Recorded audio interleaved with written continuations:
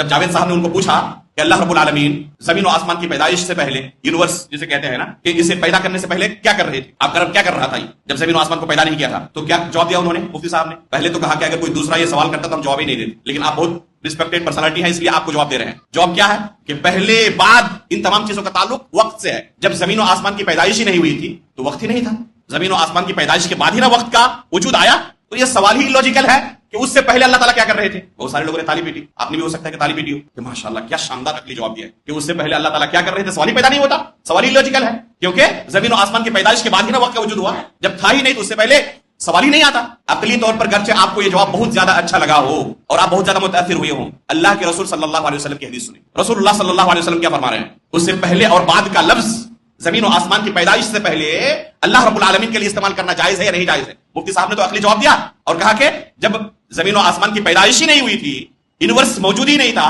تو وقت کا سوال ہی نہیں آتا۔ پھر اللہ کے رسول صلی اللہ علیہ وسلم کیا فرماتے ہیں سنیں۔ اللہ کے رسول صلی اللہ علیہ وسلم فرماتے ہیں، صحیح مسلم کے اندر حدیث موجود ہے، كتب اللہ مقادیر الخلائق قبل ان يخلق السماوات والارض ب50,000 سنہ۔ اللہ رب العالمین نے مخلوقات کی تقدیر کو لکھ دیا ہے، کب؟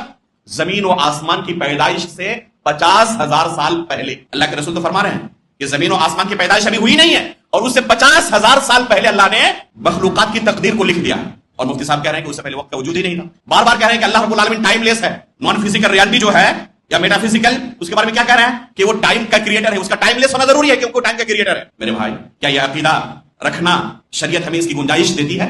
اللہ کے رسول صلی اللہ علیہ وسلم کیا فرماتے ہیں سنیں، اللہ رب العالمین کے بارے میں، اللہم انت الاول فلیس قبلک شیء، اے اللہ تو اول ہے اور تجھ سے پہلے کچھ نہیں ہے۔ اب جاوید صاحب پوچھ رہے ہیں کہ زمین و آسمان کی پیدائش سے پہلے اللہ تعالیٰ کیا کر رہا تھا، آپ ثابت کریں، عقل سے ثابت کر پائیں گے؟ آپ تو عقل کے پیچھے بھاگنے والے ہیں۔ اگر آپ وحی کی رعایت کرتے، جواب آسان تھا، جواب مشکل نہیں تھا۔ جاوید صاحب کا سوال کوئی مشکل سوال نہیں تھا، کس کے لیے؟